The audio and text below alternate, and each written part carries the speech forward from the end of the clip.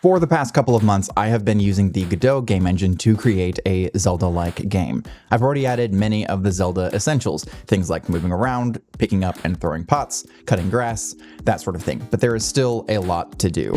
Today, I'm adding two more Zelda essentials, rolling and collectibles. For my game, instead of the traditional Link roll where he rolls head over heels, I'm going to have my character dash by turning into a bat and moving in the direction the player is currently moving in, or they can backstep by just pressing the dash button without any movement input. Most of what the game has right now is placeholder art, so you're not going to actually see the bat form right now, but in the future, when I have that art available, I'm going to use that and swap that out. So right now you'll just have to imagine what the bat will look like, but I can get the mechanics down pretty easily. Thanks to my existing state system, this is really easy for me to set up. I can just have the player enter a dash state that I configure and control how and when they enter those states and what information is passed to the dash state. Is the player moving? Yes, then dash in that direction. Is the player not moving? Then backstep. Move backwards from the direction that the character is currently facing. That's actually really easy to implement. All I have to do is just set the distance of it and then we're good to go and we're all done with the dash. Okay, except for a couple of other things that do need to be addressed, because yes, I can move the player in that direction, but how do collisions get handled? There's a lot of questions to answer about this when it comes to your code. What happens when I dash into an object? What happens when I dash into several objects? What about a wall or an enemy? All of these have to be answered via code, and that makes the dash more complicated than I initially thought about. I had to find a way to answer these questions that felt right. One of the main ones that I had a problem with was the collider. How do I want to handle dashing into a collider? Because by default, the player can just dash into a pot and then they are overlapping with that collider and nothing happens. So what I wound up doing was have the dash calculate, will I end up in a collider? If I will, then I need to stop my dash short of that collider. So if you're about to dash into 6 objects and you would end on like the 5th object colliding with that, then you need to cut the dash short of even just the first object so you end in a space that is not occupied by a collider. Right now, the player is just shunted off to the side when this would happen just to prevent any overlaps, but later on I'm going to implement a rebound effect that will push the player back.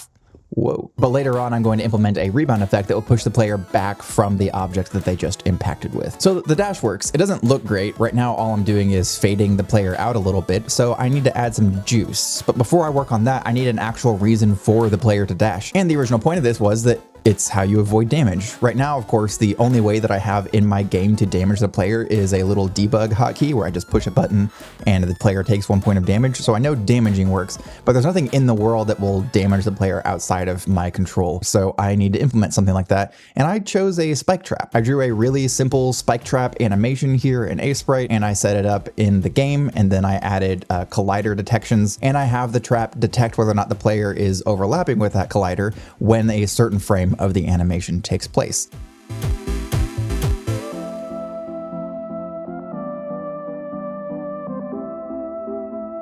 Now I have something that I can actually dash over to avoid being damaged by it. And in testing this, it took me a bit to get things right and looking great, but eventually I had a trap the player could dash over and confirmed that, yeah, the dash works. The player does not get damaged by the trap, even when the spikes are up, if the player is dashing while they are over it. So my invulnerability frames work. Now that I know the dash actually functions, I can add some juice to the dash. That's going to be sound effects and some visuals. Now, as I mentioned, this is a bat dash. The player will turn into a bat and then exit that bat form at the end of the dash. But during the dash, they will look like a bat. That means I need a bunch of bat squeaking sound effects. And I also need some wing flapping sound effects. And then I need some sounds for when you enter the dash and when you exit it. I could easily just make one whole sound effect. That's just the enter, the mid, and then the exit, because I know roughly how long the player is going to be dashing, and then I can just exit that sound effect if the player's dash is interrupted for whatever reason, like rebounding off of an object. But that's going to get really old. Listening to that over and over again, having the same 1 to 3-ish sound effects over and over is going to get really old, especially the bat flapping noises. So I needed to make a more randomized system, especially for that bat loop. To me, that was crucial because I didn't want people hearing the exact same thing over and over again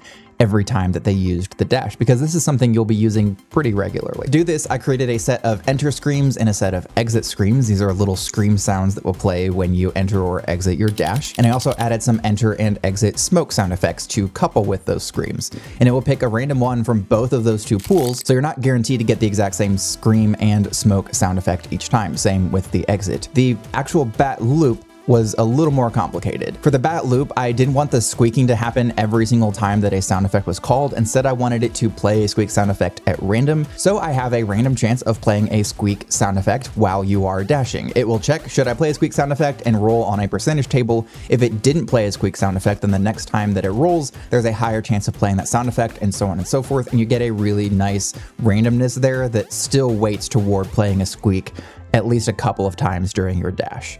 And then the squeak itself is randomized in terms of a selection of about 50 squeak sound effects that I made, which took a while to cut that all up. What we have is a dashing sound that is really unique every single time that you dash, and to me that's not going to get super old. I actually really enjoy hearing the sound effect that it generates.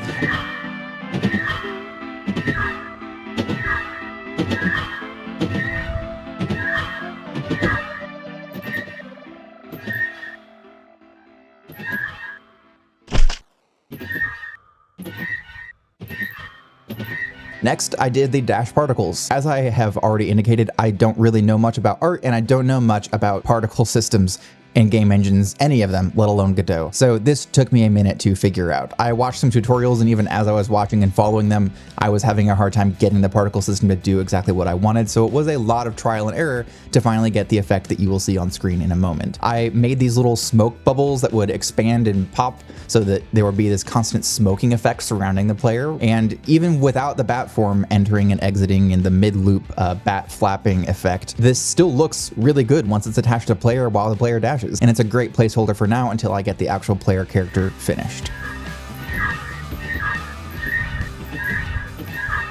Now, we're not actually done with the dash yet, because one of my plans for this game is to have every single mobility upgrade you can get have an additional upgraded version that unlocks more of the world in an almost Metroidvania sense, but not quite. Zelda-likes and Metroidvanias there's a lot of overlap there, in a sense of being able to access new parts of the world with a utility you already have that is now improved.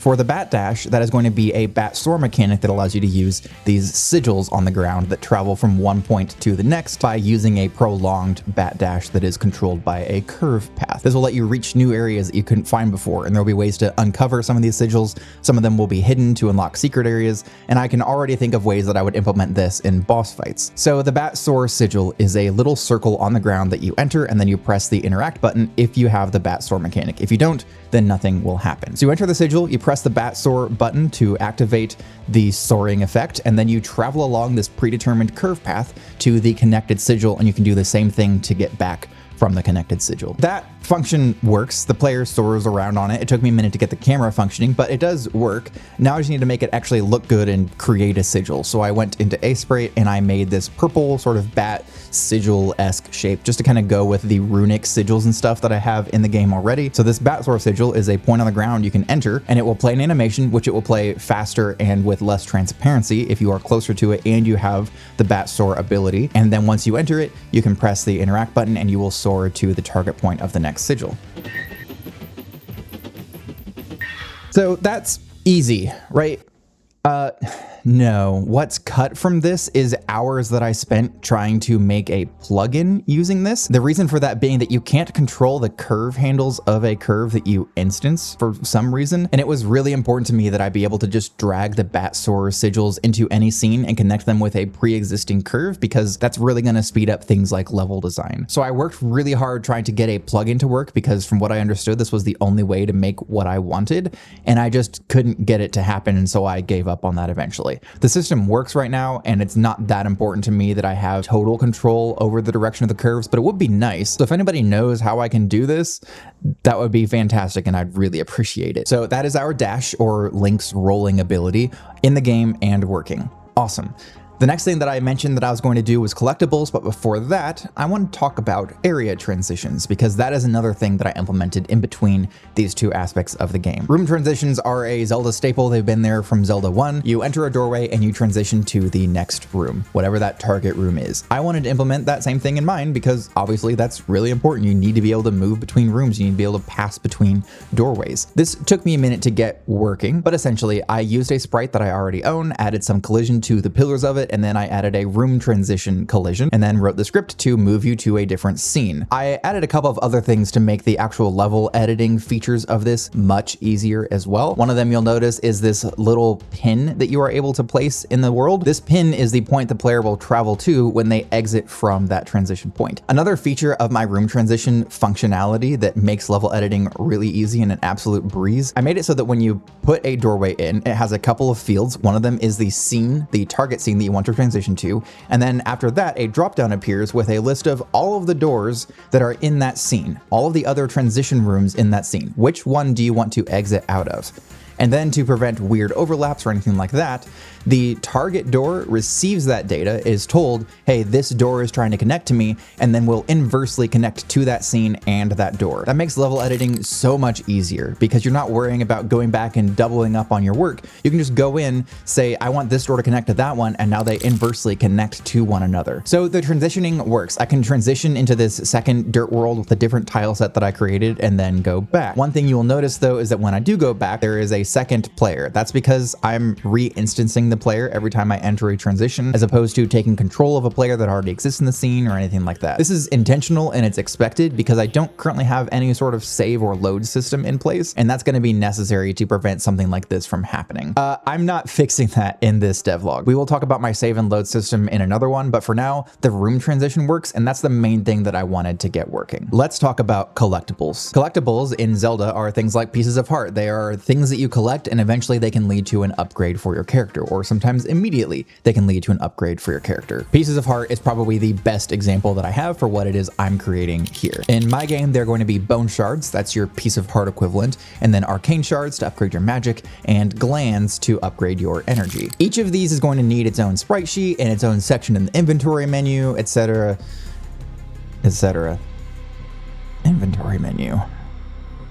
Before I do this, I think I need to do something that I've been putting off, which is completely redoing the inventory menu. I did the inventory menu in my previous devlog and it works and the code is fine and I don't need to touch the code for this at all, but visually it's bad. Everything is exactly 1 pixel off. If you have an odd number of pixels, it creates a bunch of weird and annoying glitches visually that are very difficult to overcome. I need to go back and redo my inventory. Not quite the way that I would have liked for them to be, and maybe give myself some more space for more items on the single inventory page, so I don't have to have multiple pages for inventory content. This looks way better than before. I've even got this little panel at the bottom that can be used to tell you which page you're on. So for this one, it will read inventory, and that's a huge improvement. There's also more space now, and I didn't do that weird thing I did with the concoctions that I thought would be cool, but was ultimately confusing to navigate as a player. And now it's just a stack of 4 for my concoctions or salves or whatever it is I end up putting there for my recovery items. This was a lot of work as far as the art and redoing my layout was concerned. That took quite a while, but I never had to touch a line of code to get this working because my code was already so modular that it allowed me to do this. I was able to rework this. It took a bit of doing. There was a lot of remeasuring and some math involved, but eventually I got everything working and looking really good, and it's even easier to navigate now than it was before.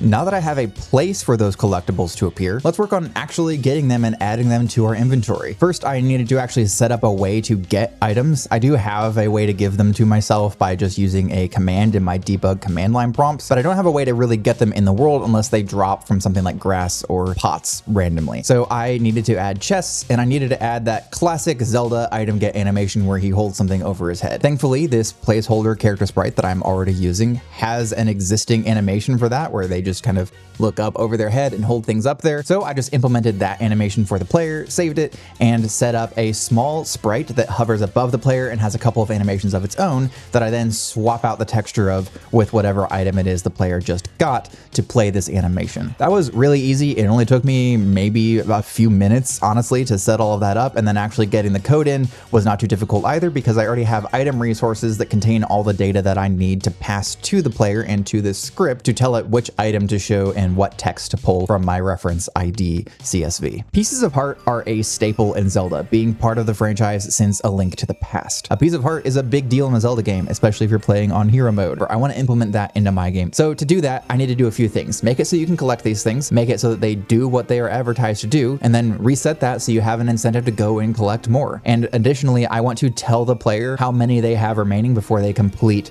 a skull or get all of the bone shards they need, whatever the case may be. All of that's a lot of work, but especially it is a lot of work in the art department because I need to create unique animated and static sprites for every stage of collection. That's a lot of work, and that's a lot of sprite sheets. That's 5 to 6 sheets. And that's just for that collectible. I also have magic shards that I want to do that have way more sheets required. And then I also need to do glands. Eventually though, I got all of the art for these things created. For the magic shards, I just went with the same medallion that is displayed when you use magic, but it's bigger and amped up so that it fills in that 32 by 32 space that I have for these collectibles in the inventory.